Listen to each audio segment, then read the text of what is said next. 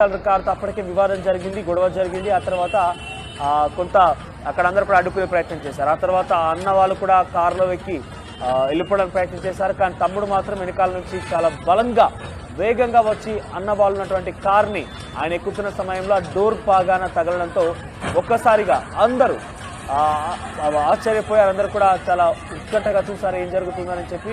అక్కడ తమ్ముడు ఆ కార్ని ఢీకొనడమే కాకుండా అన్నని కొద్దిదూరం వరకు కూడా లాక్కెళ్ళాడు.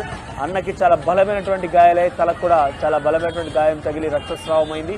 ఇక అక్కడ తాగకుండా తిరిగి అన్నను కొంత దూరం వరకు లాక్కెళ్ళిన తర్వాత అక్కడే యూటర్న్ తీసుకొని రివర్స్లో వచ్చి మళ్ళొకసారి ఆ వైట్ కార్ని ఢీకొన్నాడు. దీంతో అక్కడ కార్లో ఉన్న వారితో పాటుగా వెనకాల నిల్చున్నటువంటి మీరు చూస్తే కనుక వెనకాల కూడా ఆ వైట్ కార్ వెనకాల కూడా కొంతమంది నిల్చొని ఉన్నారు. వారందరూ కూడా చాలా పెద్ద ఎత్తున గాయాలయ్యాయి. వారందరూ కూడా కొంత ప్రాణాపాయ స్థితిలో వెళ్ళినట్టు తెలుస్తోంది. ఈ ఘటన మహారాష్ట్ర